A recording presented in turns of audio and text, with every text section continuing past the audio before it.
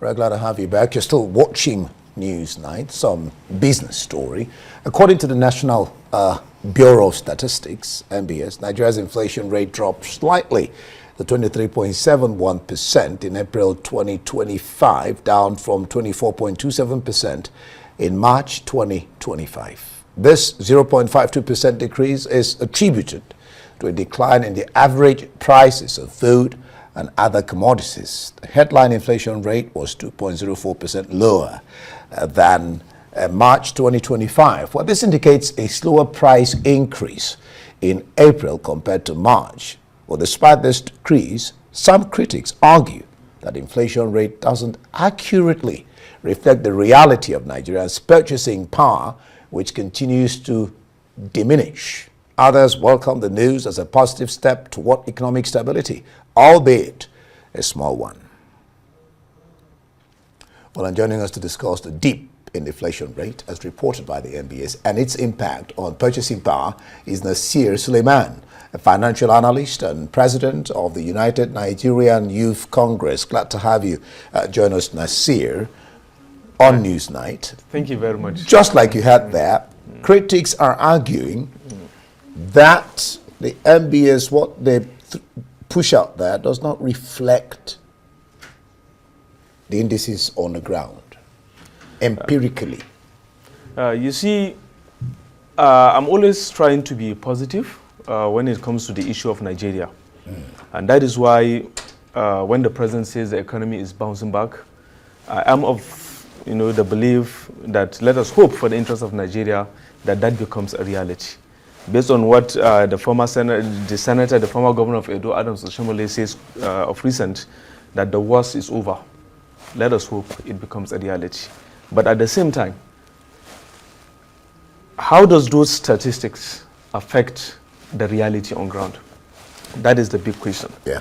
Because you see, in the economy of Nigeria, wrong things have been happening for decades in our country. And that is why we are paying for the sins of our leaders today, for the sins of what happened for decades. What is of national emergency is never the priority of those in positions of power. What is of national interest is never the interest of those in positions of power. And that is why today Naira is dropping anyhow. That is why the common man cannot go to the to the shop and buy things. What you will buy with 10,000 Naira before, 50,000 Naira will not buy it today. And that is why the so-called capitalist system that we practice is no more a capitalist system again. Because in capitalism, we have three categories of people, between the higher class, the medium class, and the lower class. But unfortunately, we don't have any middle class anymore. So it is clear to say that we are practicing more of a bourgeois system or coalesced system, a system whereby it's not even driven by economic factor. It's only driven by individuals who have aligned themselves with government and government officials. And that is why, every country that succeeded in the world, you'll find out that they are industrializing their country. So as the issue of Nigeria, we must industrialize our country, and there is no other alternative to that. Is it industrialization? Because, the point, I have watched a VT here,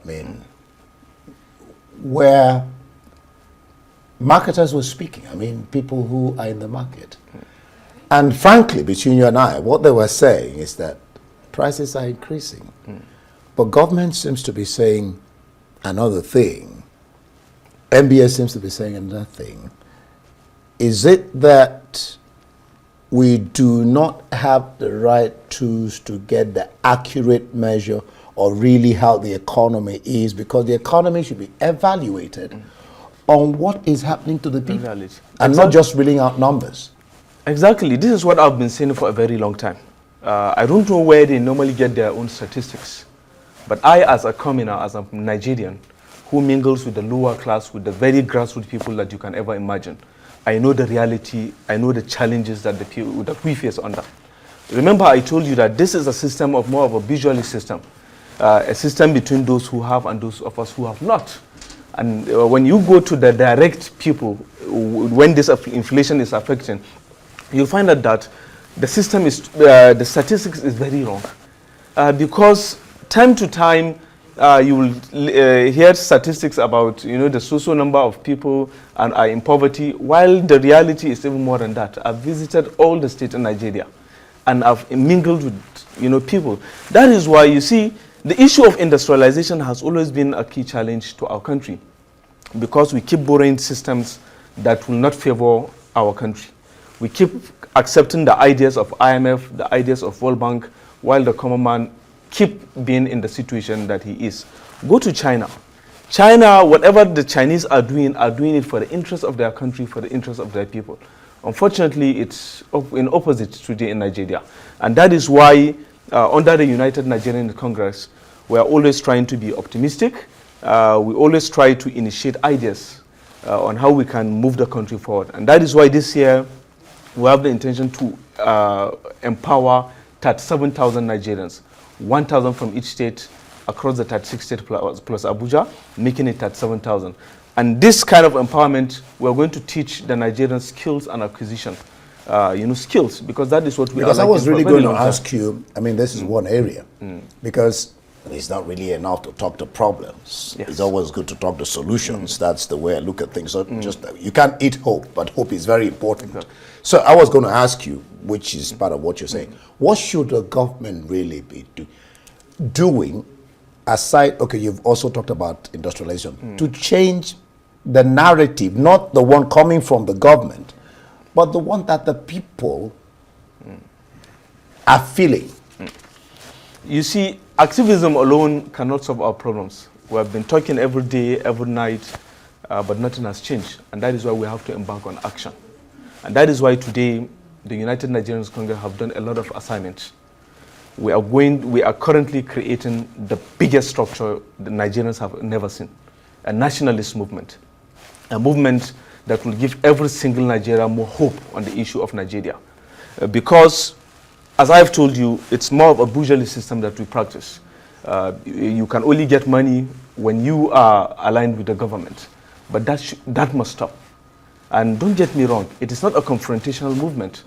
It is a movement that we are even inviting all the government agencies, including the security agencies, which we invited the defense, we invited the Nigerian police, we invited the DSS on our ideas. And also, we are sending messages to all the members of the House of Representatives and all the senators across the country. Let them all come and be part of this program, which I'm very optimistic that the Senate President, His Excellency Godswill Akpabio, will honor this invitation. Also, the Speaker, Honorable Tajuddin Abbas, will also honor our invitation, to join this kind of movement, because this is the only way forward. We cannot do it alone. And that is why we also align and make partnership with other, foundations, like very well prominent foundations, like the Al Ansar Foundations, like the Rochas Foundation, and all other prominent foundations in Nigeria, so that we can all team up and bring up a solution. We are a group of technocrats, a group of people who have ideas, who have initiatives. And trust me, we are very smart and intelligent. And that is why the government should look critically on this issue and bring us together so that we can all work together and bring the brilliant ideas that we have and make a solution to our country's challenges. We do indeed hope that works out. Where does insecurity, which seems to be on the rise, affect the purchasing power of the people, the economy, and indices? What does insecurity come in? You see, according to the 4 modernization rules the Chinese use, industry, of course, security is one of the most important thing that you can do for your own country. And of course, that is defense, agriculture, and also you can go on science and technology. Because farmers are, the most important thing is even food. And people are, to buy food and farmers are not going to farm because and that is why part of our initiation, we make a proposal to federal government as of last year of how can we change the narrative when it comes to agriculture. How can we modernize it? Capitalism alone cannot solve the entire problems of Nigeria. The SOEs when in 1986, when we decided to privatize all our, private sectors. Most of the assets. Most of the assets. That was the beginning of the deindustrialization of our country. And now the United States, who are the fathers of capitalism, are now complaining about, the failures of the neoliberalism, the failures of government pulling back on the issue of industrialization, on the issue of, economy, which today, according to, in 2003, when there was a remark from the National Security Advisor, Jake Suleiman, who says the neoliberalism modern is a complete failure. The so-called free market could control everything, and the government was not allowed to intervene in the economy. The US government official admits that the government has to intervene in the issue of economy and carry out policies in order to compete with Chinese and all other global, economic world. So now what this is showing us is we have to take away the issue of you have to join, being either a friend to a politician or you being in politics in order to get money. We have a lot of Nigerians who have ideas. And what it means is we have to inject as a government, as Nigerians, inject on those who have the ideas to go for industry. Now what is the BOI doing? You can't even get loan because the rules of the BOI, you have to get collateral. That is the bourgeoisie system. Or the loans come at high rate, interest rates. So the idea now is when you go to China, when you go to all developed countries, you'll find out that what they need is just ideas. If you have idea, as long as the idea is workable, they will support you financially and everything, and they will be part of whatever it is. But Nigeria today, those with ideas, have no capital, while those politicians, have been getting. So the people that don't have the ideas have the capital. Have the capital. All right, Nasir. So we have to change the narrative, and I'm calling on every Nigerian to join this our initiation, because we will flag off the empowerment program, which we have made a lot of research on the issue facing our country. That is why we chose 1,000 people from each state. Which is 37,000. Yes, and then. All right, we'll leave it there. All right, thank you very much. Thank you, Nasir Suleiman, a financial analyst and president of the United Nigerian Youth Congress, for being on News Now. Thank you very much.